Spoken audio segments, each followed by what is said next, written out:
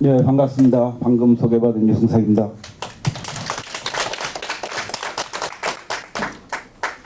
여기 원래 이름표 안 주셨죠? 그런 줄 알고 저는 차고 나왔습니다. 어저께 제가 어저께 갔는데 모릅니다. 한국주민자치중앙회라고 창립대회가 있어가지고요. 거기를 갔다가 낀 채로 그냥 왔습니다. 오늘이 제일 기쁜 날 맞습니까? 네. 왜요? 좋은 강의 들으니까. 아니 마지막 끝나는 데니까. 그게 기쁜 거죠. 방학하면 그게 기쁜 겁니다. 예? 그래서 아이고 제가 여기 쓰게 된 여기 좀 보세요. 여기 몇 년이라고 썼습니까 이거요? 2012년. 오늘 맞습니까? 왜 이거를 썼겠습니까? 지금 제가 서강대학교 생명문화연구소 선임연구원이라고 써 있잖아요. 네. 이것 때문에 제가 여기로 들어간 거예요. 제가 여기 온 게 된 거는 교장선생님께서 어느 날 갑자기 시흥에 생명문화연구소 왔는데 여기서 포럼을 지금 하려고 한다. 아 근데 시흥의 공무원들은 대단하다 하여가 감탄을 해요. 우리나라 공무원이 그런 세가 없는데 그거 되게 이상하더라고. 그래가지고 제가 시흥에 대해서 또 일장 연습을 했어요. 제가 과천에 살았습니다. 그래가지고 시흥에 대해서 엄청, 시흥은 제가 보니까 서울 중심인데 아직 발달이 안 되고 있는데 이런 데는 잘 살려야 되고 뭐 좀 옛날에 그런 생각했습니다 했더니 교장 선생님께서 그럼 유 선생이 좀 발표 좀 해야겠다. 아 그래가지고 저는 아닌데 그래가지고 여기 그때 생명문화연구소 책임연구원 계셨어요. 교장 선생님께서. 그래가지고 들어와라. 그래가지고 저는 대학 들어가기 싫은데요. 그냥 그래서 하다가 어떻게 합니까? 제가 제일 존경하는 선배님이고 뭐 해서 들어갔어요. 그래가지고 포럼 할 때 쓴 게 이 주제로 그때 발표를 했어요. 시장님 모시고 시의원들 모시고. 그러면서 어떻게 해가지고 이 보건소에 생명사랑학교 만들었다 해가지고 저희 선배님을 교장 선생님 이쪽으로 해가지고 유 선생이 그때 한 거를 오늘 좀 했으면 좋겠다.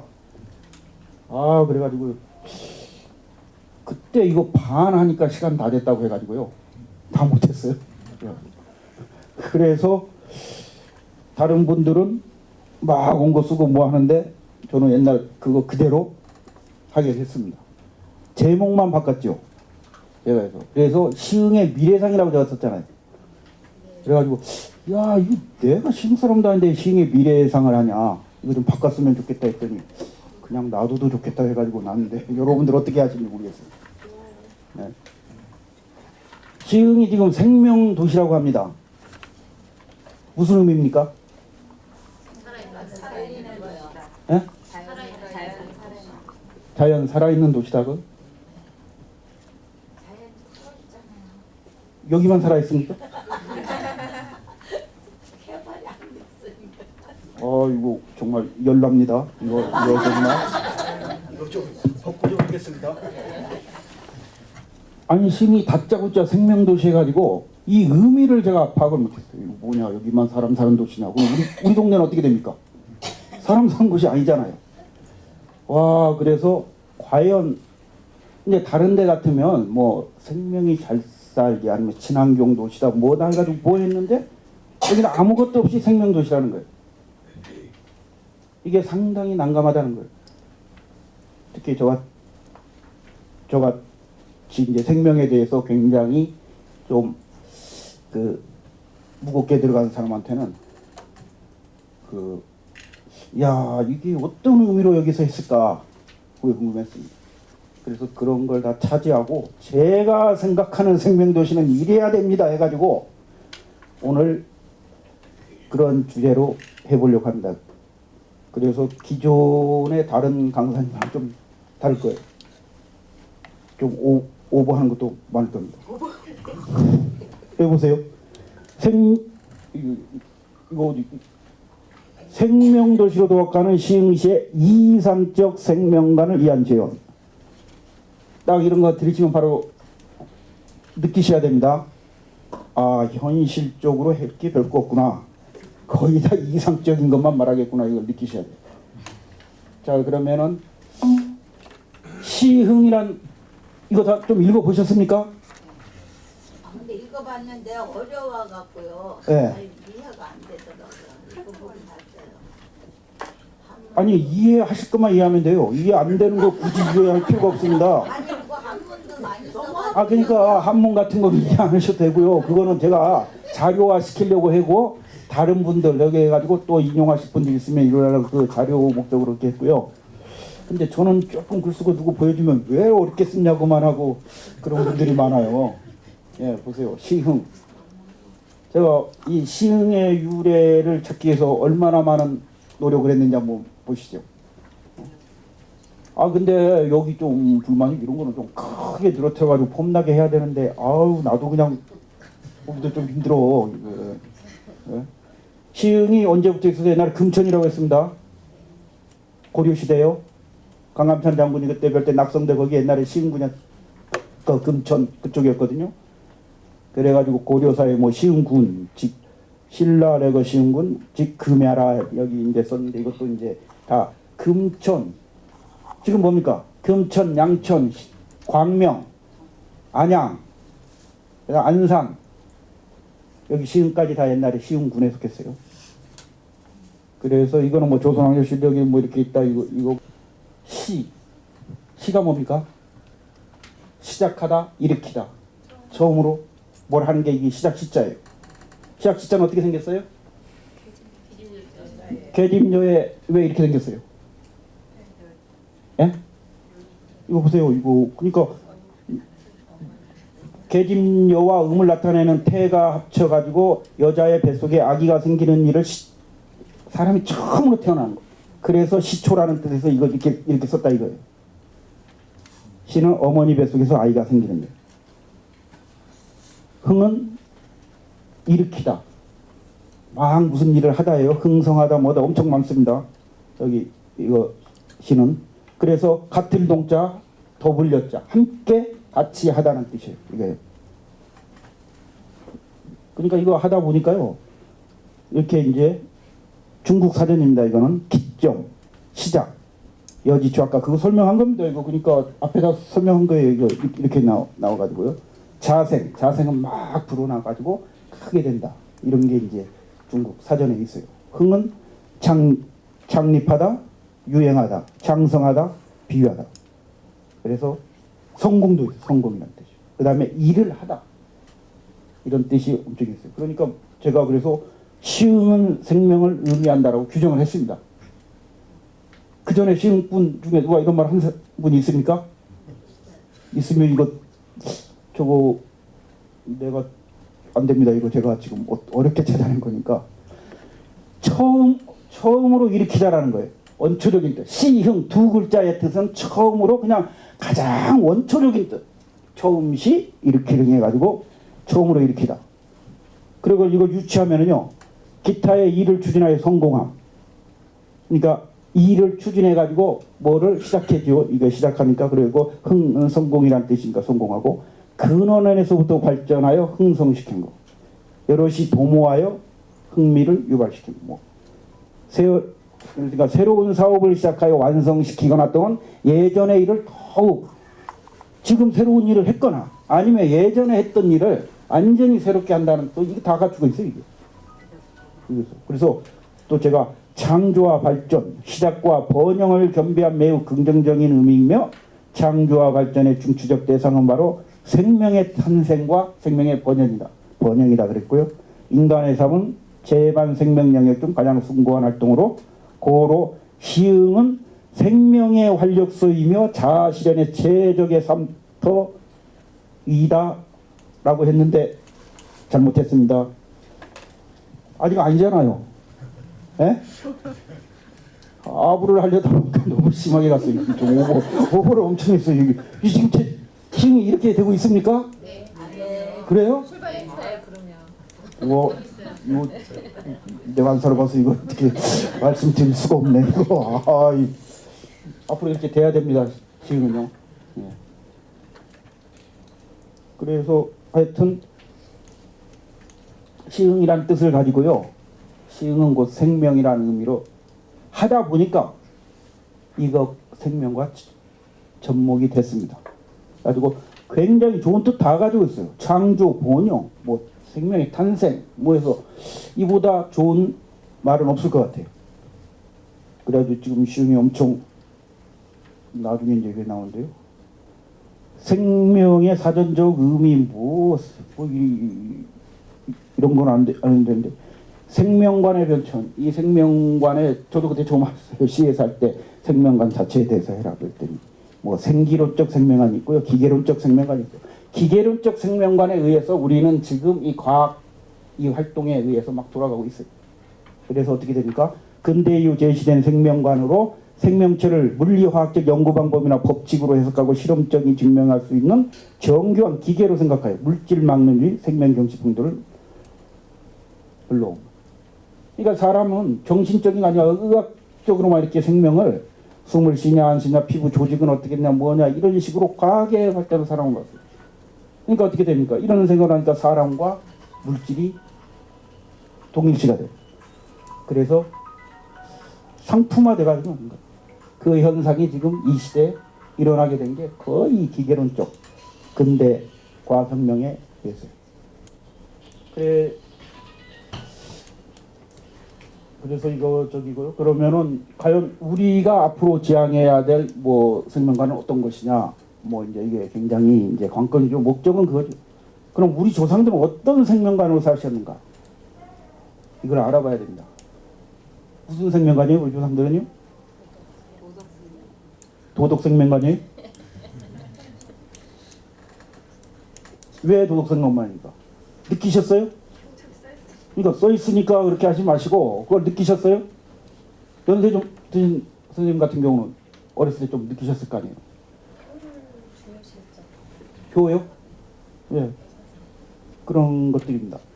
그리고 마을에 정이 흐르고 뭐 하고 저기 했어요. 근데 우리 요즘 아파트에 살다 보니까 그냥 우아랫집 옆집이 누군지도 모르고 서양은 아파트가 이렇게 자연히 그 발달하면서 이렇게 살았잖아요. 그리고 그냥 우리나라는 건물만 세워놨어요. 아파트도 그 문화가 있어야 되는데 그 문화와 같이 들어도 건물만 세워놔니까 괴리 현상이 나나요. 우아랫집이 지금 원수가 되어 있고 뭐 하고 저기 해서 그리고 그 남양집이 좋다 해서 남양집으로 그 풍수지리적으로 정남양을 피해야 됩니다. 정남양이 두 가지 남양이 있어요. 그거 아셔요? 지도상의 남양, 지도로 봤을 때 동서남북, 자석으로 봤을 때 남양. 자석으로 봤을 때 남양을 쳐야 돼요. 옛날에는 풍수지리가 다 자석으로 하니까 그거를 고려를 많이 해야 돼요. 아니 근데 저도 그거 잘 모릅니다. 그거 누가 그렇게 말하길래 지금 한 겁니다. 제가 또 그쪽에 막 저기 있다고 하시면 안 돼요. 예. 그래서 우리 생명 공동체라는 말 들어보셨습니까? 이 말을 거의 안 들어보셨습니다. 근데 듣는 순간에 언제 어디선가 들어본 듯한 그런 말입니다. 이 말은. 그 중국에서도 이 노래까지 나온 그거였는데요. 뭐 인간과 자연 또는 각 생명체들을 하나의 통합된 유기체로 보는 생명과 하나로 이루어졌다 저게요. 근데 새 선생님은 왜 뒤쪽에 앉아 계십니까? 여기 뵀는데 좀 나오시죠. 좀 옹살스럽게 앉아 계시네. 네. 정치 사회적 의미로요. 이게 제가 이거는 중국 사이트에서 이거 해가지고 이거 쓴 거예요. 이게 생명 공동체 뭐냐 딱 제시했을 때 제가 설명을 해야 되나? 그래가지고 저는 그때 분명히 썼어요. 이게 개체와 단체의 유기적 관계를 강조하는 것으로 개인으로 하여금 소속된 단체의 영역과 득실에 대해 공동으로 의미를 지는 도덕적 책임을 강조하는 사상이라고 이렇게 써 있었어요. 그래가지고 이게 정말 있는가 보다 했는데 나중에 보니까 이거를 검색해서 찾았거든요. 그래가지고 다 인용했는데 그 뒤로 검색했더니 또 안 나와요. 이게 어떻게 된 건지. 그러나 이 말은 뭐 꼭 있어서 하느라 생명 공동체 의미는 다 공감할 수 있는 이런 사상입니다. 그래서 오늘 우리가 여기서 같이 살아요. 이 한 동네에. 그럼 생명 공동체 그 의식이 있어야 돼요. 나만 잘 살겠다 뭐에다 너는 아니다 뭐에다 했으면은 그 지역 사회에서 이제 이 갈등이 막 고조되고 이제 문제가 심각해요. 그래서 이걸 해소하기 위해서 생명공천인데 그럼 이거는 당연히 뭐 제도적인 것만이냐 뭐냐 그게 아니란 말이에요. 인간 삶 재반 환경부터 모든 것이 다 여기에 하나의 시스템 체계적으로 이루어져야 이게 나온다는 거예요.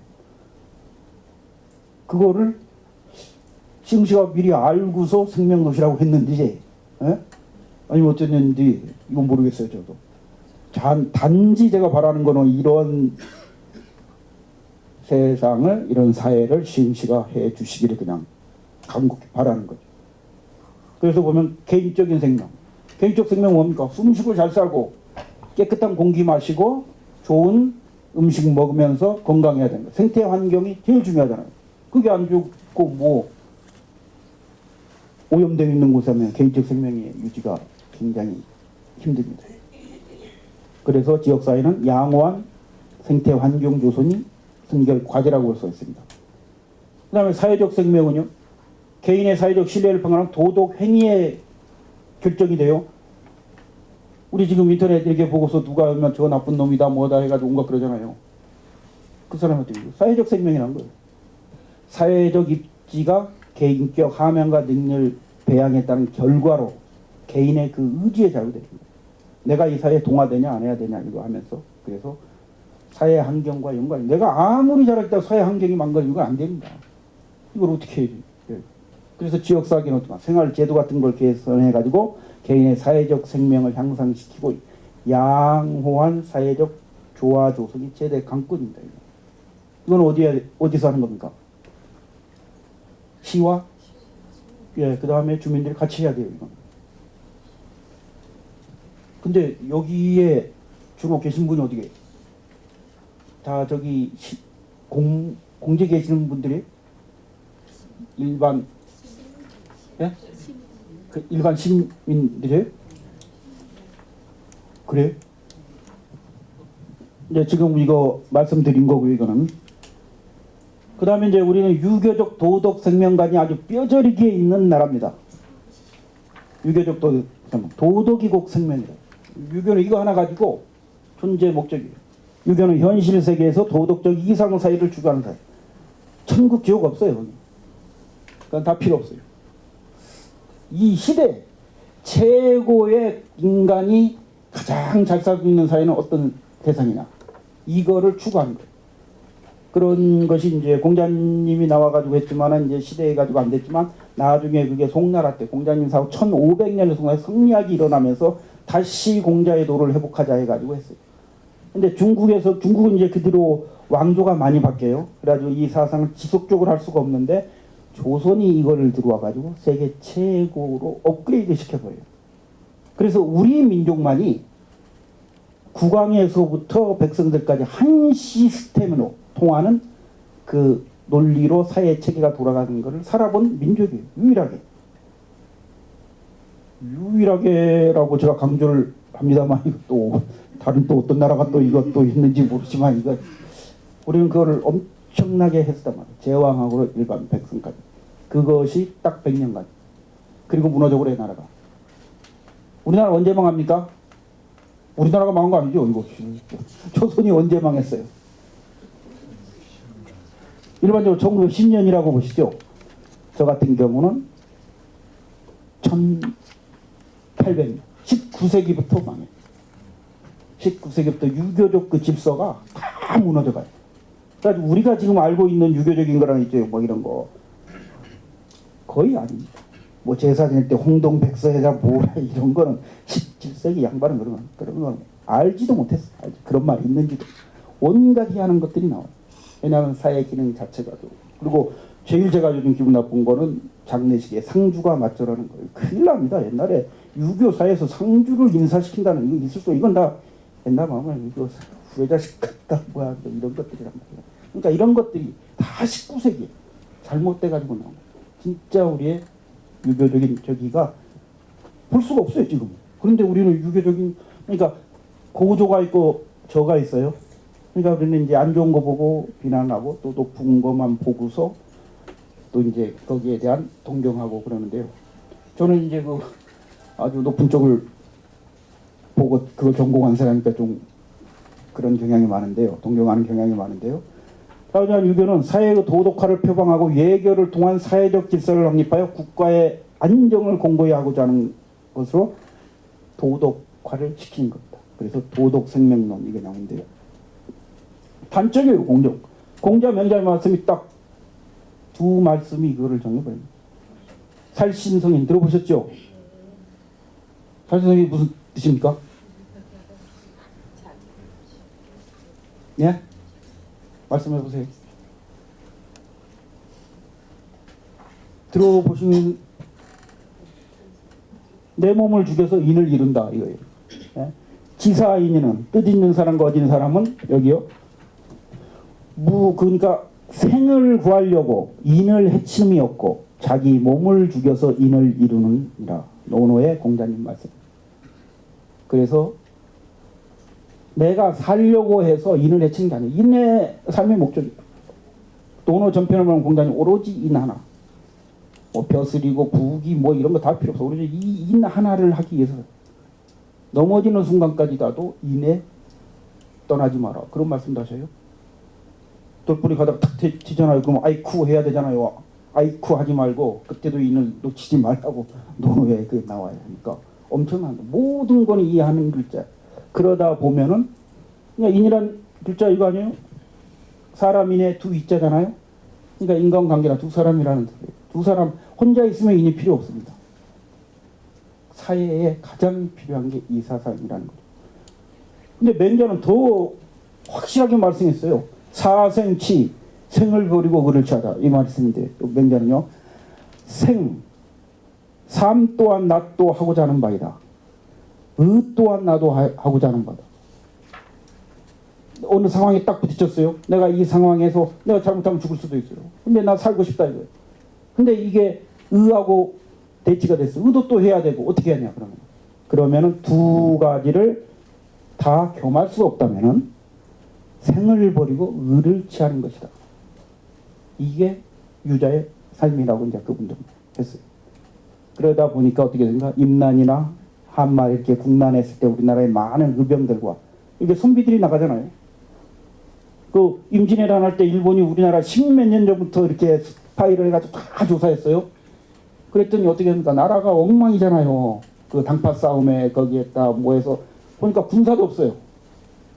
뭐 장수 없고 그러니까 백전백승이라고 생각했어요.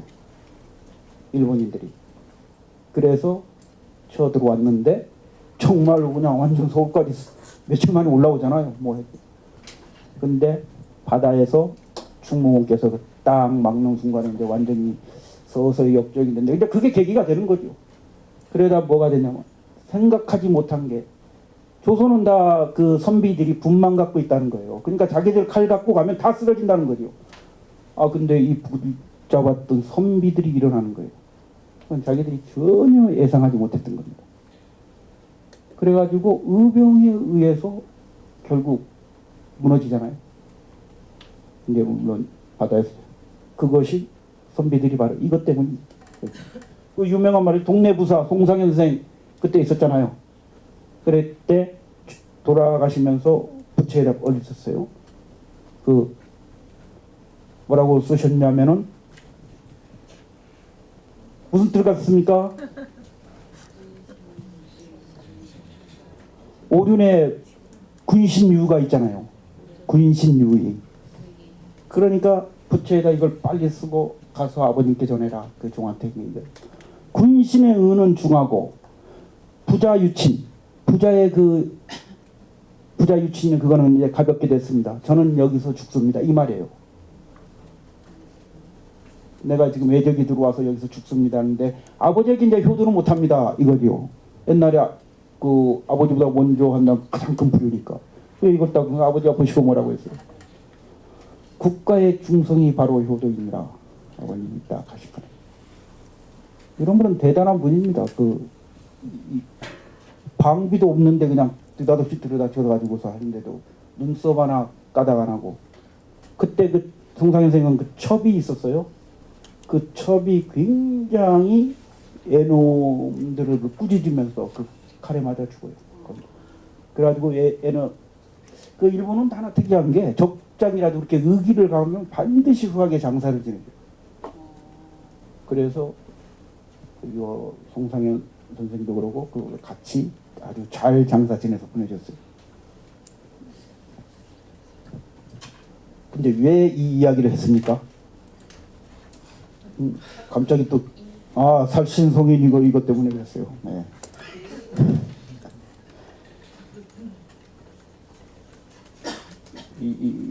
그래서 이렇게 훌륭한 인물들이 우리는 많이 나왔다 이겁니다.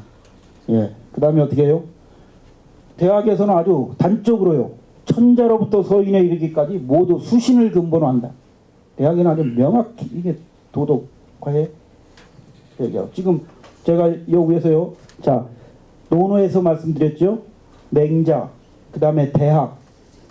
또 한 권이 무슨 책입니까?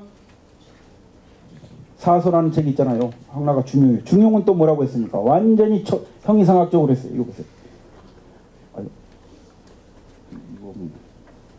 하늘이 명령한 것을 성이라고. 천명지이성. 하늘이 명한 거예요.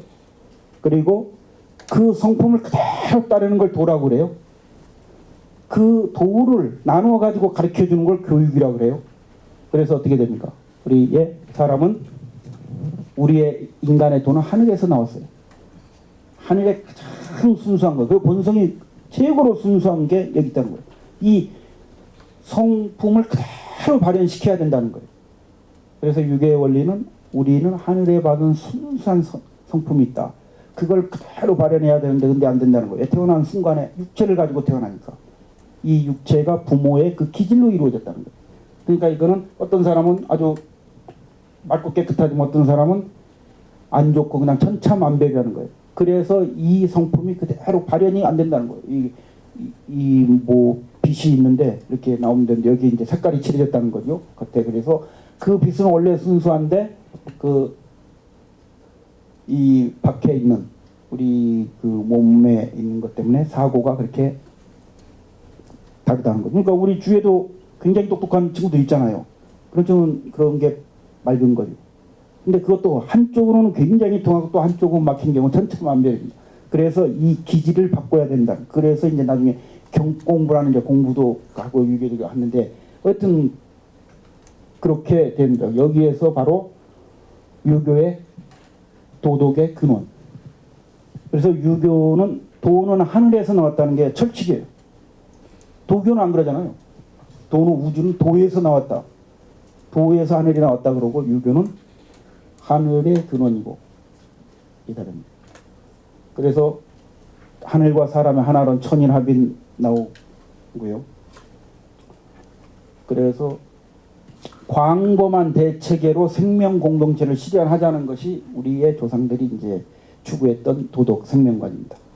그래서 조선시대 주자학은 주자학 전성지로 생명 공동체 실현을 위한 거국적인 방안들이 줄곧 되게 됐습니다. 가정하면요, 대동법, 균역법이라는 게 있어요. 대동법으로 어떻게 합니까? 한 집에 누가 군인이 가면은요, 조선시대 나라에서 국방비를 안 됐어요. 500년 동안에. 그래도 500년 그때 지켰어요. 한 사람이 마을에서 군인을 가면 옆집에서 그걸 다 포를 줘야지 1년에 몇 회. 근데 그게 굉장히 고통스러워요. 그래서 다른 또 그 비용을 대야 돼요.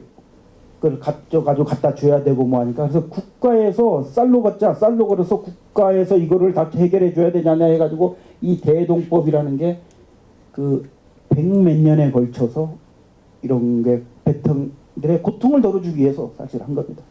근데 이제 시행 과정에서는 이제 마찰이 많이 생겼죠. 파장에 의해서. 더군다나 균역법. 균역법이 아까 그 호포 때문에 굉장히 해서 그래서 영조가 2필을 내야 돼요, 1년에. 근데 엄청나게 했어요. 근데 영조가 이걸 한 필로 줄여버린다 해서 그래서 난리 나버렸어요. 이 재정을 어떻게 해? 왕이 줄여버린다 해가지고 영조가 궁궐에서부터 줄이겠다 해가지고 궁궐 재정을 확 줄여버립니다.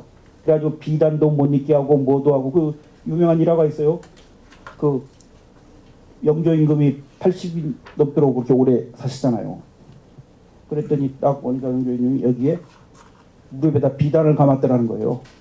그래서 그때 입직승시 승기가 전하 요즘 국법에 비단은 금지입니다. 딱 그랬다는 거예요. 왕이 했는데. 그래서 영조가 나도 안다. 그건 영조가 했으니까 나도 안다. 그러나 너도 늙어봐라. 이게 이제 야사에 나오는 뭐 그런 이야기인데, 그러니까 나이가 워낙 들으니까 바람이 들어오는 거지, 그러니까 그걸 비단으로 감쌌는데 이제 그까지도 조선의 선비들이 용납이 안 되는 겁니다. 조선이 뭐 왕권이 강화되고 뭐 전제 정권이라고 하는데 절대 안 돼요. 영조는 아시죠? 구슬의 아들이라는 거예요. 그래서 어렸을 때 12~13살인가 됐잖아요. 14살인가 됐나. 그래서 자기 말을 못해요. 신하들에게. 그래서 20년 가까이 기다립니다. 20년 거의. 돼서야 자기의 이제 본 마음으로 해서 이제 자기가 너무 당한 게 많으니까 신하들한테. 그래서 탕평책이라는 걸 합니다. 탕평책 들어보셨습니까? 네. 어떻게 하자는 거예요? 탕평책은? 예? 당파 없이 예, 다 고루 쓰겠다 뭐 한다는 거예요. 근데 그게 됩니까? 아주 뼛속까지 얘기했는데. 그러니까 뭐래요? 영조가 외척을 양산합니다. 이게 조선을 망하게 하는.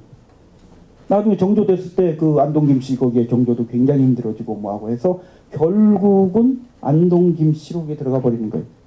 나라가. 그래서 모든 국가 기능이 마비가 돼요. 그래서 나라가 이제 망하게 되나. 아니 그러니까 이거 하나 없애려면, 그래가지고 여기 균역법 없애가지고 했지만 국가 재정 그럼 어디서 충당합니까? 그래서 별 조금 쪼개가지고 별 세금 또 만들어요. 안 만들면 어떻게 해야 돼요? 그러니까 이런 걸 보면 세계 역사상 왕이 국방비나 뭐를 50%를 할인해 버리는 이런 경우가 없단 말이죠.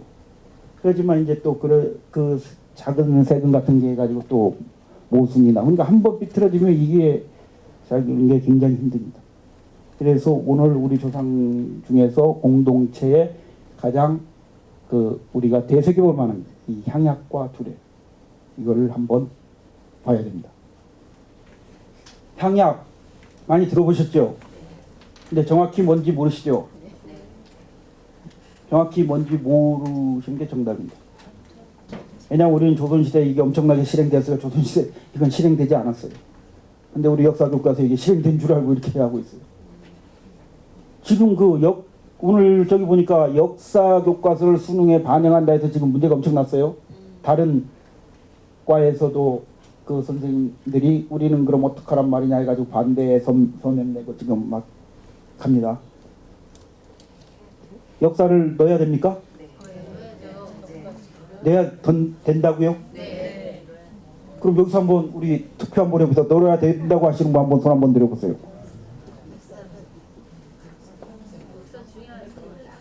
아니 몇 분은 안 드셨어요. 넣어야 됩니까? 네. 왜 넣어야 되는 거예요? 과거를 알아야 돼요. 와 대단하시네요. 이런 역성이 반영이 됐으면 좋은데 앞으로 제대로 된 역사로 해서 우리 젊은이들이 좀 어린 학생들이 제대로 그 국가 간이 확립이 돼야 되는데요. 지금 현실이 그렇지 못합니다. 저도 그 중고등학교 있는 데서 이렇게 말을 했더니 실학이다 뭐 애들이 몰라요. 깜짝 놀랐습니다.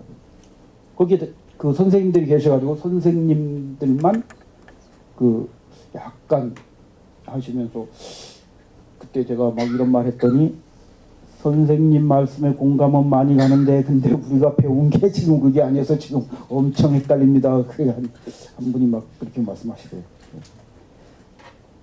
어쨌든 이제 우리는 국가에서 실행하려 하나의 공동체 사회를 만들었다는 게 이 향약인데, 향약은 송나라 때요.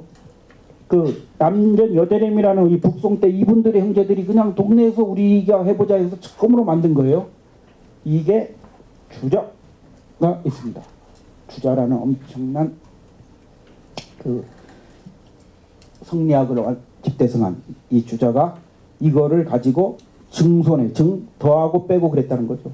이거를 새롭게 업그레이드 시키는 거예요. 요즘 말로 하면.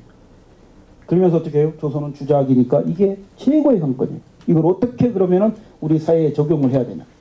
그래서 조선 시대의 향약이요. 두 가지가 있대요. 민족의 우리나라 전통적인 상교인 자치 정책에서 발전한 것과 여시 향양의 영향하에 탄생한 규약이 공존한다는 거예요.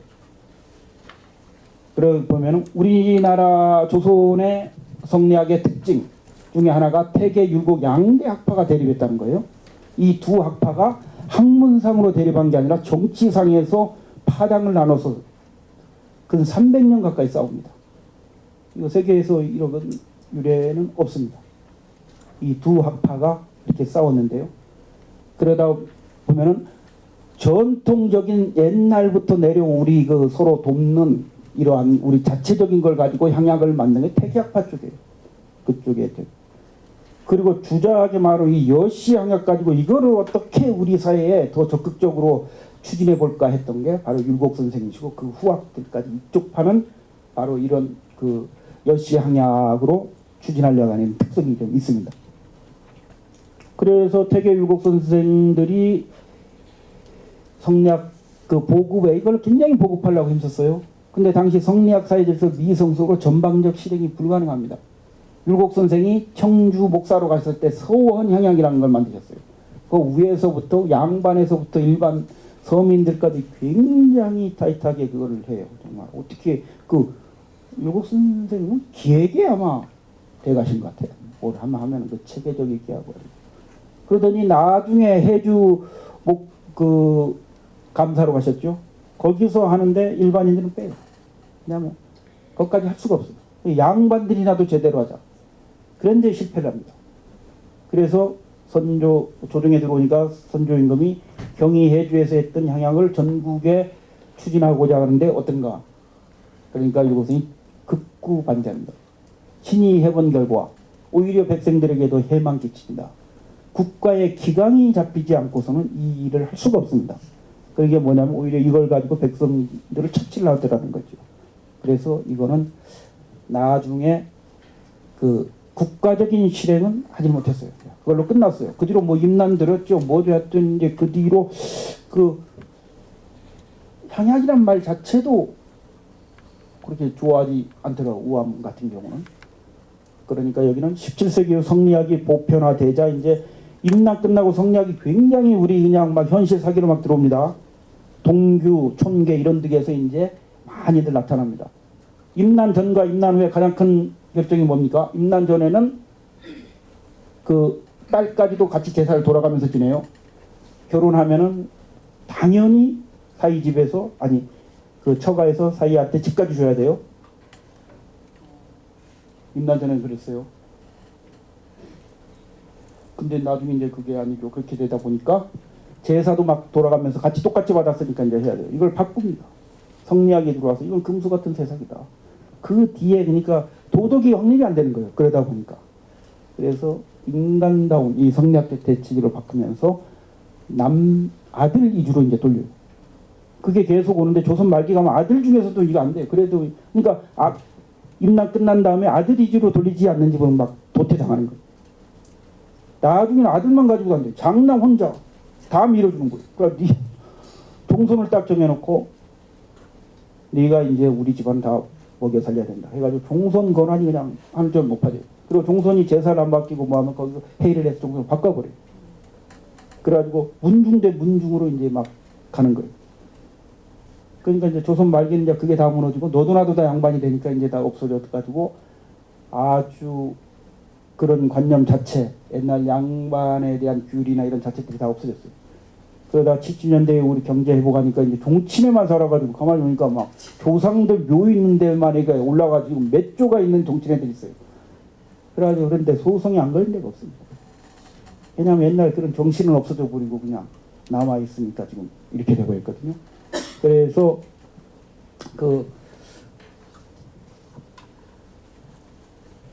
우리나라가 아들 위주로 대접한 게 200년 전이에요. 저기 하는 거. 조선 정기는. 그래서 심사임당도 친정에 가서 많이 살잖아요. 거기는 많이 그랬어요. 그게 나중에 이제 조선 후기에 그게 바뀌어집니다. 그럼 조선 후기에 여성들의 권력이 약해졌냐? 안 그러죠. 집안에서 여전히 여성의 권력은 사그러들지가 않아. 그러니까 그냥 자, 그 다음에 향약의 내용에 이제 그 4가지 덕목이 있습니다. 덕을 서로 권하고 과실은 서로 살펴서 바로잡아주고 예속 아름다운 풍속으로 서로 사귀게 하고 환난 상률 어려울 때 서로 도와주는 뭐 언제 어느 사람 이거 다 공감할 수 있는 내용이죠. 이런 거는 뭐 그럼 송나라 때 내거나 그러지 아니요. 예전부터 태고 쪽 다 있던 거로. 이거를 이제 강령으로 딱 못 박은 게 향약에서 처음 이걸 나온 거죠. 이걸 가지고 주자가 이제 이 안에 이제 어떻게 해야 된다 뭐 상세한 이제 이런 거를 쓰는 거죠. 그것이 이제 향약 절목에 들어가면 엄청 상대합니다. 상을 당했을 때, 누가 아팠을 때, 뭐 했을 때, 이 하나 구석에 이제 계속 들어가가지고 이게 나옵니다. 그래서 슬로건이 네 가지입니다. 여기 보세요. 그래서 했는데 이게 아까 이 네 가지지만 이게 전국적으로 실행이 되지 않고 국가적으로 실행이 안 됐어요. 그 하나. 그런데 이제 조선 후기에 또 공동체로 우리가 봐야 돼 두례라는 게 있습니다. 요즘 두례 많이 나오던데요. 무슨 두례 해가지고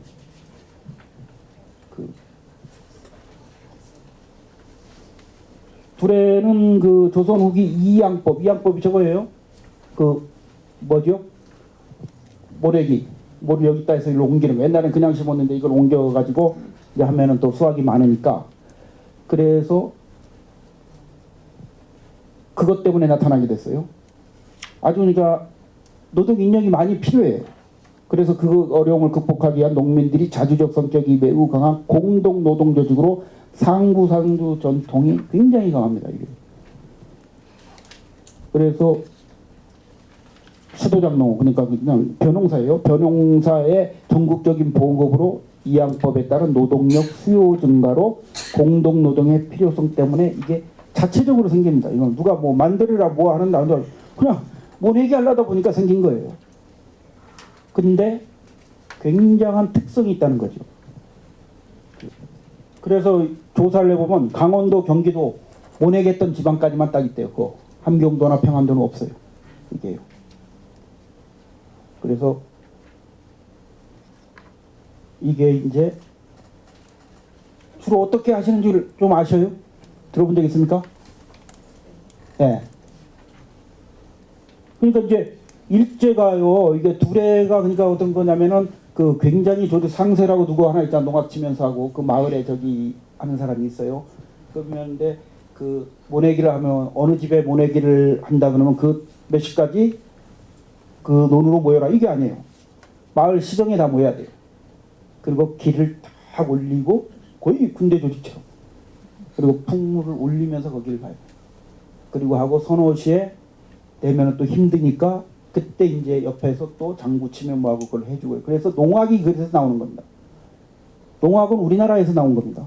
제가 중국에 있을 때 외래어사전에 농악이 있더라고 보니까 조선에서 농사 지을 때 흥을 돋구기 위해서 나온 그 음악이라고 그렇게 되어 있어요. 그래서 우리 자생적인 거예요. 그래서 그걸 하고 그 다음에 그 애경사 모든 것이 같이 그러니까 말 자체가 공동체로 이렇게 돼버리는 거예요.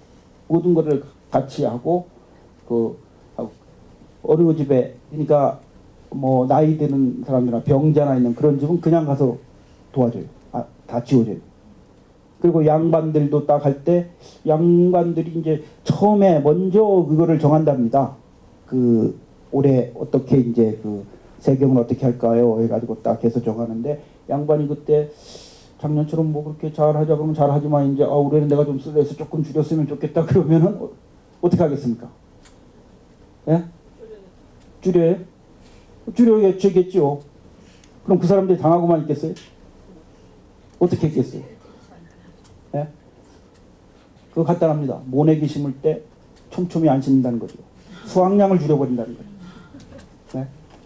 그러니까 양반도 규제를 할 수가 있어요. 어느 정도 견제를 할 수가 있고 저기 하고요. 근데 조선시대는 양반들이 살려면 어쩔 수 없어요. 그 디주 다 가놔놓고 대문 밖에다 쌀 넣어놓잖아요. 가난한 쌀 가져가게 다 그렇게 했다고요. 구례 그 경주 최부잣집은 그걸로 유명하지만 구례 운조로 가도 그 디주가 있잖아요. 근데 그 상에 딱 먹을 만큼만 가져간다는 거예요. 어느 누가 더 가져가지도 않고. 만약에 그런 인심을 얻지 못했으면 그 마을에 그 유지로서 활동을 못합니다. 그냥 뭐 그게 서로 이제 저기 했는데요. 그리고 그 당시에는 소장농이 7을 가져가요. 그리고 지주가 3을 가져갔단 말이에요. 7대 3으로. 근데 이제 언제 된 거야? 일제가 이걸 보니까 이거 큰일 났어요. 이 조직을 가지고는 조선을 통치를 못해요. 그래서 일본의 통치 방법이 뭡니까? 지주로 하여금 그 소장농들을 통치하기 이 방법을 썼어요. 그래서 그 지주들을 다 친일파로 만드는 거예요. 그 사람들에게 엄청난 혜택을 주고 그걸로 해요. 그래서 토지 사유제를 해가지고 신고하라고 해가지고 신고를 대가지고 이걸 이제 자기 땅이 없어져 버린 거예요. 다 이제 소장농으로. 그나마 그 전에 둘에는 자영농이라고 조금이라도 있지만은 자영농 내 땅이었단 말이에요. 근데 이게 안 돼요.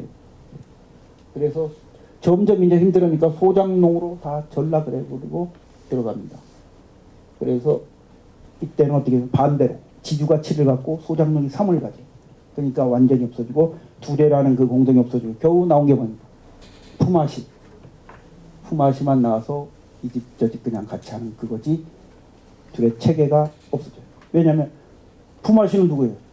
지주 있을 때 나오는 거예요. 그냥 이 집 줘주고 어디 가서 같이 해라 뭐하라 지주가 거기 딱 있고 하지만 두레가 있을 때는 그 마을에 조직에서 그걸 하는 거예요. 그래서 그러니까 보면요. 조직 가입의 의무화. 그 마을에 있으면 들어가야지 그 마을에 저기 됩니다. 그래가지고 그 힘이 세야 돼요. 다른 옆마을하고 싸울 일도 있으니까. 그래서 이만한 돌멩이도 들어올리게 하고 뭐하고. 자연마을 단위로 조직됐고 노동 및 문화 조직 체계가 아주 강했고 자주성과 평사 똑같이 그렇게 하면서 똑같이 나눴다는 거예요. 근데 엄격한 규율이 있다는 거예요. 여기. 그리고 상부상조의 전통이고 전투력 가진 조직. 이게 연마을 싸워야지. 이게 옛날에는 뭐 가장 싸울 일이 뭐가 있겠습니까? 천수답이니까 어떻게 돼요? 물 가지고 이제 싸워야지. 길을 쓰고 싸워야 되기 때문에. 상부상조는 우리는 상부상조는 이쪽하고는 안 되지. 근데 여기서 잘못하고 뭐 부정한 일을 했거나 여기 쫓겨나가잖아요. 그럼 쫓겨나면 어디로 가겠습니까? 현마을을 받아주겠어요? 다른 마을을 받아주겠어요? 이런 조리가 있으면. 근데 이제 이게 이제 두려운데 이제 오는 날 보면 어떻게 해요? 예경사의 부조 우리 하는 거 있잖아요. 우리는 한 달에 몇 번씩 결혼식 간다 어디 간다 해가 이게 뭐냐 굉장히 괴롭잖아요. 근데 서양인이 딱 봤을 때 이야, 같은 동료의 결혼식이나 애경사에 간다 해가지고 서양인이 우리나라의 여관 지점의 대표가 굉장히 또 이거 새롭게 보더라고요. 한국인 이런 또 전통이 있구나. 우리는 이제 고달프고 한 걸 또 사람들 달리 보는 거예요. 그 다음에 친목단체 결성. 우리 민족은 개의 문화예요. 개 만드는데 어디 빠지잖아요. 무슨 게 다 있어요. 왜냐하면 조선시대부터 아주 신라 때부터 뭐 나왔다고 그러니까요. 개인은 약해요. 그러니까 어느 소속에 들어가 있어야 돼요. 그 소속 대 소속으로 만나는 거예요. 그러니까 이제 거의 친목계란 말이에요. 예전에는. 요즘 뭐 낙찰계다 모여가지고 사건 난 그런 게가 아니란 말이지 이제. 예? 그것도 이제 친목으로 다 이루어진 거 하니까 친목에서 이게 나타나는 건데 엄청나게 발달해요. 옛날에 임금에서부터 다 들어가 있어요. 걔는. 이것이 우리나라의 동창회다 뭐다. 이거 지금 어떻게 나와요? 인터넷의 카페 문화가 최첨단 아닙니까? 그래서 이런 게 소셜 네트워크에 지금 뭐 하는 거 요즘 뭡니까? 페이스북. 그 다음에 또 뭐죠? 하나가 트위터. 이런 것들을 소셜 네트워크의 시초라고 보는 게 뭔 줄 아십니까? 옛날에 그 싸이월드라고 있었어요. 그게 최초랍니다. 한국에서 그게 나왔는데 그게 그럼 왜 망했냐 했더니 너무 빨리 나왔대요. 인터넷 그렇게 보급 안 되는데 기술을 가지고 했다가 이게 만약에 그걸 가지고 미국에서 이제 트위터다 뭐다 이제 그 기술 다 운용해 가지고 이거를 만드는 거죠. 새로운 거죠. 이제 우리는 잘 만들어 놓고 뭐 저쪽에서 다 하고. 그 다음에 여웅문화. 노래방 나오지요. 어디 가지요. 관광버스에 춤추고 뭐 하지요. 이게 다 우리의 그 빛나는 조상의 어립니다. 이게 이제 전적으로 있는가 봐요.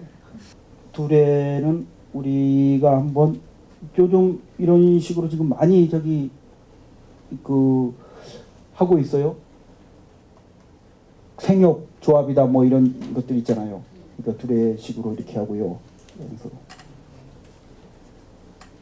그래서 보면요.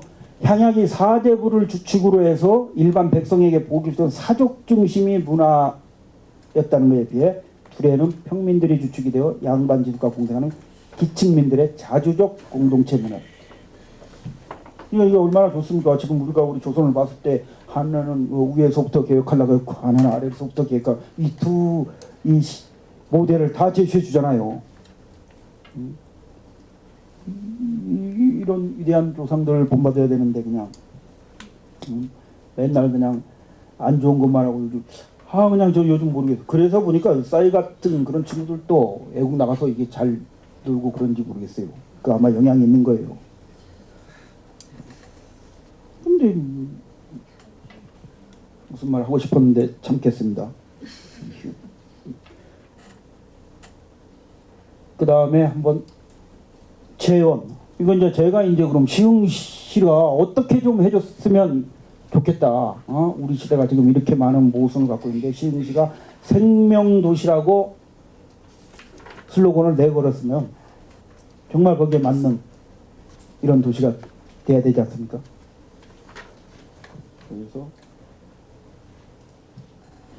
현재 시흥시가 제2의 도약을 위해 생명도시를 표방하며 생명공동체 사회를 이루고자 재반영해서 계획을 추진하는 데 이런 국가적으로 매우 고무적인 일이 아닐 수 없습니다. 생명이란 존재, 바로 그 삶 자체이므로 생명도시란 인간이 가장 살기 좋은 환경을 갖춘 도시라고 할 수 있을 것입니다.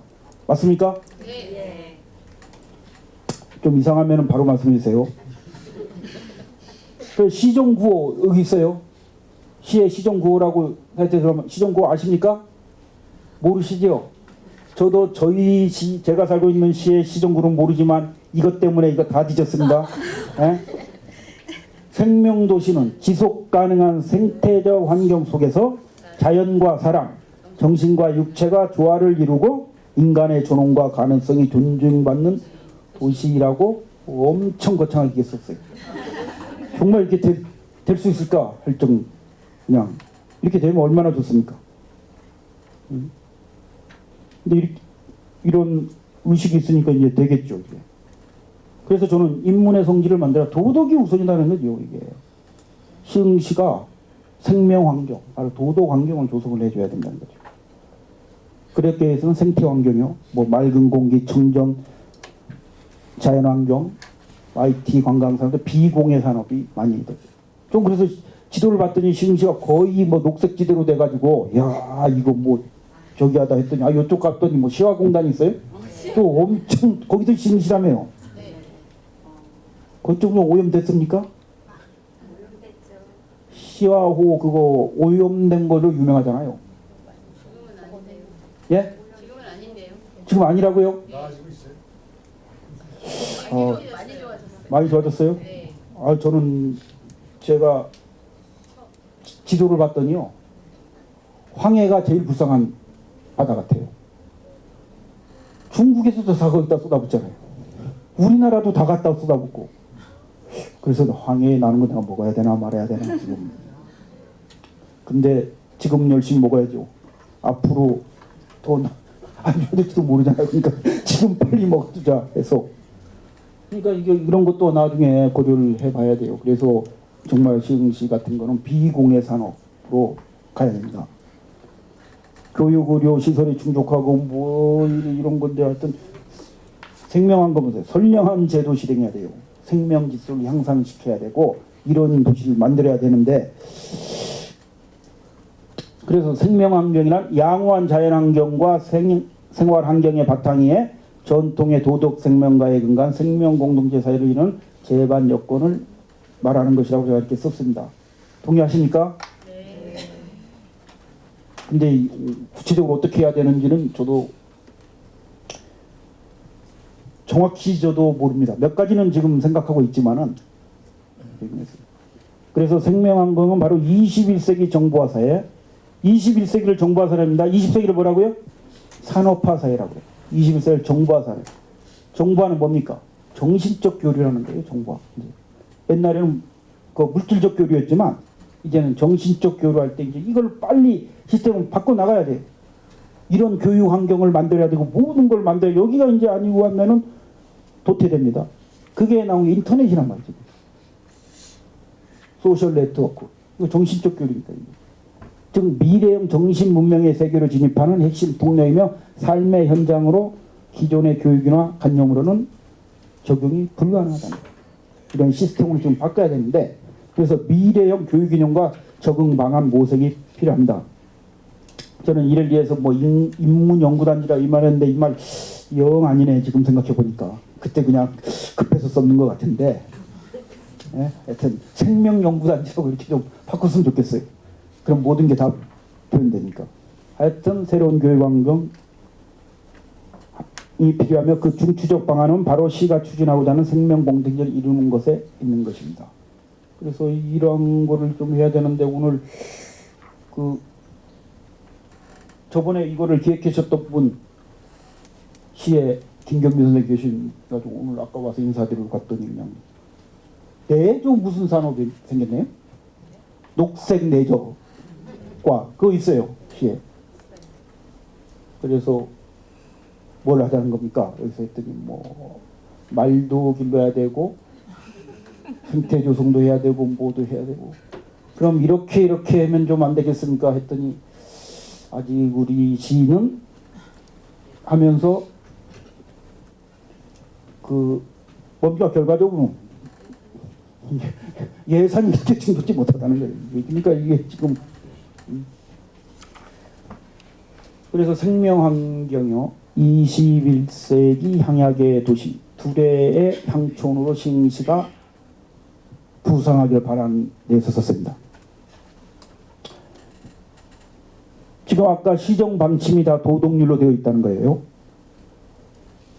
그러면은 여기요. 이를 바탕으로 시흥시는 양호하고 효율적인 생명 환경을 조성하며 21세기의 향약의 도시 두레 양쪽으로 공환되도록 진정한 생명들 사회를 시대에 제시해 줘야 된다고 저는 강하게 주장합니다. 왜냐하면 시흥시가 생명도시라고 표방을 했으면 그렇게 만들어야 된다는 거죠.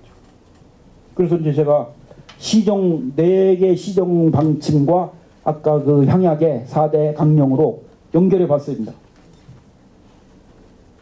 그래서 성장하는 도시라고 시정 방침에 있어요.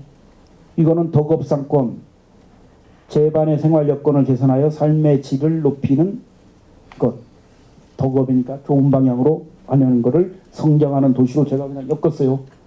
잘 안 되는데 그냥 맞춘 거지. 딱 보니까 시정도 4개다 이것도 4개다 하니까 그냥 이걸 어떻게 조합을 시켜보냐 해가지고 이렇게 맞춘 거예요.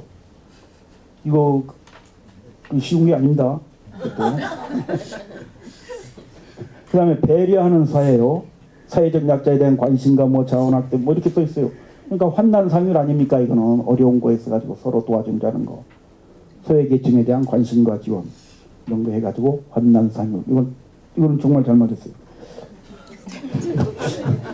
다음 아니 그거는 4가지 중에 저도 감탄을 했습니다. 어떻게 이렇게 잘 맞냐 이거 감탄했고 그 다음에요 참여하는 시민 참여해서 뭔가 좀 개조해도 과실상규 그릇된 사항을 바로잡고 이런 걸로 시에 개진하고 뭐 하는 거를 참여하는 시민이라고 하는데 이거는 과실상규하고 그냥 맞췄습니다. 그냥 이렇게. 그 다음에 신뢰받는 시정. 신뢰받는 겁니다. 외속상규 아름다운 풍속으로 서로 사귀어가지고 서로가 믿을 수 있는 사회 해가지고 어쨌든 잘 맞췄습니다. 이렇게 제가. 그 다음에 이게 뭡니까? 예? 시흥시 뭐 같아요? 지역 생기게 뭐 같습니까? 인가요? 예? 약간 옷 비슷한 옷? 네. 옷 반 버선이에요? 양말? 아니요. 그게 아니라 소래산 비적대. 예? 정확히 뭐인 것 같아요. 이거 보고 저는 집도 아니고 지적도 지적 아 근데요 무슨 형상 같냐 이거죠. 우리나라는 뭐 호랑이상이라 그러잖아요. 이러듯이 발 같아요. 와 그러셔? 우면선이 뭐예요? 말발굽 같은. 말발굽 같고요. 와, 저는 딱 보고 이게 깜짝 놀랐어요. 이거 진돗개가 확 하고 기상하는 시대 같아. 여기 있다고. 여기 목줄도 있잖아요. 목줄도. 어? 저는 여기가 입이고 여기가 눈이고 여기 목줄까지 있고 이거서 이야 기상하는 또 시흥시구나. 예? 이게 목줄 때문에 저는 이게 확실히 했는데 그냥 왜 벗은 그런 거 같지 않습니까? 예? 그럼 앞으로 좀 진돗개 같이 사셔야 된다. 이렇게 좀 강한 기상이 있어야 됩니다. 그래서 이거는 왜 여기 와 있는 거지? 이건 아무 의미가 없네. 시흥시에 이거 도로밖에 없어. 도로밖에 이게. 예? 이거 사람이 안 사는가 봐요. 그냥 여기 이렇게. 근데 이런 거를 정말 잘 보존해야 되는데, 근데 여기가 다 지금 그린벨트 지역입니까? 그래요? 그럼 그거 어떻게 보존해야 되는 거 어떻게 해야 됩니까? 아, 저 잘못했습니다. 이걸 이런 말하면 양쪽으로 나눠가지고 보존해야 된다, 개발해야 된다 해가지고 친구들 불화조성이 될 수 있어서 이거 넘기겠습니다. 이거. 그래서 시흥 없는 시흥, 시흥은 시흥이 없습니다. 아시죠? 시흥은 시흥군 시절 서구의 남서부 전역을 차지하고 있었으나 광명, 안양, 과천이 시로 성적 분리되고 행정지대 시흥동마저 서울시로 편입돼 한때 시흥 없는 시흥으로 불립니다. 그래서 시흥이 없어요. 시흥에는 시흥동 서울리 거기 있잖아요. 그러고 거기 옆에. 그래서 창조와 발전을 동시에 겸비하는 시흥의 음에 걸맞게 괄목상대할 만한 생명도시로 부상해서 시가 된 것입니다. 그러기 위해서는 어떻게 해야 되겠어요? 부윤옥 덕윤시라는 말이 있습니다. 대학에 나오는 말인데요. 집이 부자면 집이 윤택해지고 덕이 있으면 몸이 윤택해진다는 말이에요. 그래서 그 경제적인 부와 도덕적인 것을 고루 갖추는 시정이 이루어져야 됩니다. 부윤옥 덕윤시는 개인에 관한 거거든요. 이거를 시에 그냥 제가 적용한 겁니다. 그래서 돈도 많이 벌어야 되는데 그냥 저는 덕 쪽에 치중했다가 덕도 없어졌고 여기는 아예 그냥 싹도 없어져 버렸어요. 이쪽은 부윤옥은. 야, 이거 뭐 성격만 망가졌어요. 이거. 그래가지고 논어에는 덕불고 비률이뇨 덕은 애롭지 않나니 왜? 반드시 이웃이 있으니까. 이 두 마디가 생명도시를 할 때 슬로건으로 저는 좋지 않는가 이렇게 했어요. 그래서 생명도시는 도덕의 확립의 관건이며 도덕이 곧 역량인 것입니다. 현재 과도한 자유분방의 폐소를 일수하기 위해 과시사교 측면을 강조할 필요가 있습니다. 근데 과시상교만 우리가 하다 보면 사람이 각박해져요. 서로 남의 잘못만 지적 많이 하잖아요. 그리고 내 잘못 지적당하면 또 싫어해. 그렇게 하고요. 예? 이게 지금 문제입니다. 이게. 그래서 저는 선량한 제도를 기획 추진하며 시민의 복리 양상을 우선한 시정에 하는 그런 시정을 반하며 심지어 범법을 자행하는 자는 시민 자격을 박탈하고 아울러 범법자 유입을 방지하는 강력한 행정을 정말 여기 시에서 이루어져야 된다고 생각합니다. 예? 아니 근데 박수 좀 주세요. 크게 치십시오. 아니 내 정말 지금까지 살아오면서 좀 착하게 살아보려고 막 했는데 착하게 잘 안 되더라고요. 또 그냥 그 하고 하는데 그나마 그래도 좀 조화로운 사람들끼리 사야 되지 않겠어요? 좀 선량한 사람들하고. 근데 옆에 법법자 같이 있거나 뭐 하면 이거 정말 이거 기분 나쁜 일입니다. 이런 자를 어떻게 의원님이니까 안 나오고 이런 말씀 좀 드리려고 했는데 이게 돼야 됩니다. 정말 생명도시는 저기 하고 요즘 어떻게 합니까? 아이들에게도 그냥 아주 학교 폭력이 많이 일어나잖아요. 이런 거 없는 걸 만들어야 돼요. 그래갖고 지금 우리나라 가만히 보면은 아이들 그냥 방치해요. 방치하고 문제가 됐으면 문제가 됐다고 법적으로만 따져요. 그거 어떻게 됩니까? 예전에는 그 원인이 뭐냐 끝까지 원인을 추적해가지고 규제를 한 겁니다.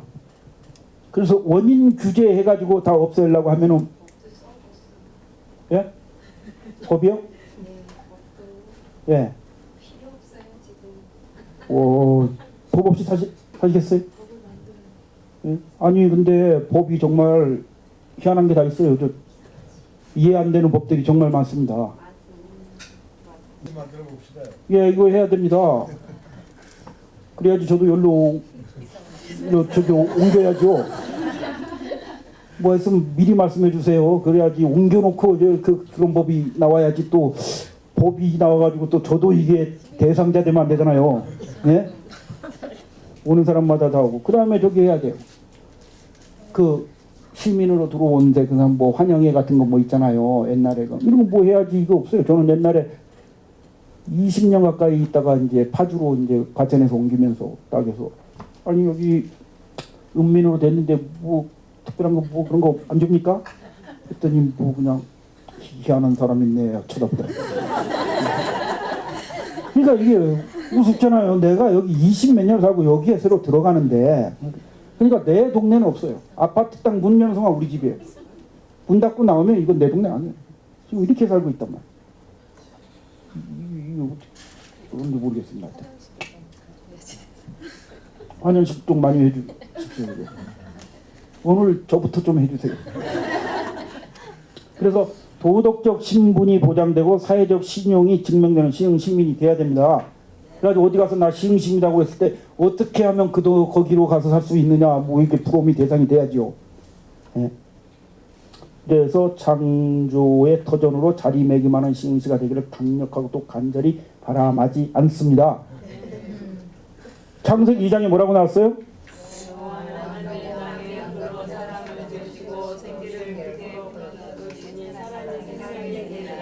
와, 다 교회 다니시? 네? 성당 다니십니까? 네. 교회 다니시는 분, 성당 다니시는 분. 와, 전 성당을 일요일에 2번 갑니다. 정말 성당 보면 이가 열립니다. 어머니 모셔다 드리고 집에 와서 시간 됐구나 또 가야 돼. 이런 강의 오늘 일요일 날 했으면 왜 일요일 날 하냐 다른 날로 네가 가야지 이래. 아 나 정말 이거 성당 나고 정말 잘못했다. 내가 그래서 한번 어머니한테 아 어머니 이게 뭔 고생입니까? 그래서 네가 일요일 날 한 번이지 뭔 고생이냐 그러더라고요. 그래서 아니 남들이 일요일 날 쉽니다. 왜 저는 그럽니까? 저희 어머니 뭐라고 그러셨어요? 그러니까 자식 준단다. 그 한마디 끝나고요 그냥 얘기하고 아 참말. 옛날엔 집에 가가지고 서프라이즈를 받지만 이제는 집에 들어가는 것도 귀찮아가지고 응? 아유. 여기다 제가 이걸 왜 썼겠습니까? 함께 풀어보자고요. 예? 함께 수영하라고. 아니요 하느님이 땅에 흙으로 지으시고 생기를 그 코에 부르 사람이 생명이 되더라 이렇게 썼어요. 생명사상의 이제 기독교 가장 근원적인 거 아니에요? 그 생명 어디서 나왔습니까? 예? 그러니까 아담과 저기가 나왔을 거 아니에요? 어느 땅에서 나왔어요? 아담과 하와가요? 에덴이요? 에덴이 어느 지역입니까? 지금 추적해 보면은요 지금 터키 뭐 어디 그쪽이라고 그러는데 제가 그러니까 여기다 괜히 이걸 썼겠습니까? 이걸 보시죠. 그 코에 불어넣으시고 사람이 생명이 되니라 하면서 제가 그 땅은 시흥에서 비롯되니라 이걸 썼어요. 네? 그 봄나게 쓰면 이거 보여드려야 되는데 이게 지금 가려버렸네 이거. 아니요 저희 집에 제 거 컴퓨터로 했을 땐 잘 됐어요. 자 그러니까 시흥이 그렇게 돼야 됩니다. 예? 창세기에 나올 정도로 돼야 됩니다. 그래서 아직 안 끝났습니다. 6시까지예요? 7시까지라며. 예? 반까지예요? 그럼 4분 안에 끝내야 되네? 이게 좋다. 그 다음에 하는 거는 이제요, 상징 인물이 없다는 거예요, 여기요. 옛날에 관광천 장군 거기 있고, 이렇게 대인물이었던 여기가 없어요. 강희맹 그분이 연성했다고 하지만 강희맹 그 양반 또 이론해 볼 게 좀 많은 사람이고 세조한테 아부하고 뭐 해가지고 했으니까 뭐 그래 관국지라는 그게 있으면은 여기다 항상 하는 말 막 세계적인 연꽃 박물관을 지어야잖아요. 그냥 연꽃 이렇게 해가지고 하는 게 아니에요. 루브르 같이 해요. 루브르가 왜 루브르입니까? 세계 온갖 것 다 갖다 놨으니까 그냥 여기 세계에 있는 연꽃은 다 갖다 놔야 돼요. 그냥. 그래가지고 여기서 연꽃에 대해서 다 해야 돼요. 왜 제가 적극으로 추진하냐면 연꽃은 군자의 꽃이라 그러거든요. 근데 여기 또 군자봉이 있어요. 그래서 제가 감탄해가지고 한국적 체험문화개발. 그래서 여기서 이렇게 딱 끝나야 되는데요. 제가 그냥 하다 보고 생명도시라 감탄해가지고 제가 시흥찬이라는 또 시를 졌지 않습니까 그때. 에? 제가 이 시흥 사람도 아닌데 그냥 이렇게 뭐라고 써겠어요? 해보세요. 뭔 읽으세요? 한번 볼까요? 이거 번역 넣은 거 하면 되지. 정말. 시흥향 하처제요. 시흥골이 어느 곳에 있는가? 예? 부용발 군자봉이로다. 부용, 연꽃이죠. 연꽃 피고 군자봉 있는 곳이로다. 맞지요? 여기 군자산인가 뭐 있잖아요. 군자봉. 예. 내가 이거 지도 보고 쓴 겁니다. 여기. 그 다음에 부윤옥 덕윤신하면 아까 말했죠. 경제적으로 부유하고 인격을 닦고 하면 덕불고 필요리니 그런 덕이 애롭지 않고 여럿과 같이 다 유섭게 조화롭게 올릴 것이니 붕우신 일심행하여 붕우들이 서로 먹고 그러니까 주민들이 서로 믿고 한 마음으로 행한다면 생명시 공동체 하면 생명도시로 공동체를 이루면은 그 다음에 어떻게 해요? 근자라 원자래. 가까운 자는 줄보하고 멀리 있는 자는 올 것이니. 그러니까 가까운 자는 여기 살고 있는 사람 다 줄보할 것이고 멀리서는 어떤 것이냐 해가지고 다 여기로 오고 싶으니 흥성사 사의 문이로다. 이렇게 흥성한 일들은 사회 천하에 들릴 것이로다. 해가지고 이거를 썼습니다. 잘 썼습니까? 네. 근데 이렇게 대줄 수 있겠어요? 주셔야 됩니다. 이거 들으셨으니까. 그러니까 제가 저번에 발표할 때 이 시를 썼다고만 했고 시간이 없어서 이걸 못했어요. 그래가지고 거기서 시장님이 보고 싶어 한다. 시를 좀 보내라 해가지고 보내드렸는데 그 뒤로 어떻게 소식이 없으니 어떻게 된 거예요. 네? 그 다음에 하나만 더 1분 남았으니까요. 자, 도불수뷰 무슨 소리입니까? 들어보신 적 있어요? 도, 길도자예요. 아니 불자, 주술자, 버릴자. 유교적 이상사회를 설명할 때 이 말을 씁니다. 도불수묘. 길에 물건이 떨어져도 길에 버렸다는 거 아니에요? 떨어져도 죽지 않는다. 길을 가다가 물건이 떨어졌는데 사람들이 서로 안 주워가요. 왜? 주인이 와서 찾아가지고. 이걸 누가 했어요? 공자님께서 노나라의 대사구가 되셨을 때 굉장히 강력하게 법 시행도 하고 덕도 베풀고 뭐 해서 도불수비라고 나와요. 어때요? 이런 세상이 돼야 됩니다. 그 다음에 하나 좀 정신이 좀 이상한 폴 케네디라는 학자가 있어요. 미국에서 제일 싫어하죠. 70년대 미국이 망한다고 주장했던 폴 케네디. 뭐냐 유명한 인사.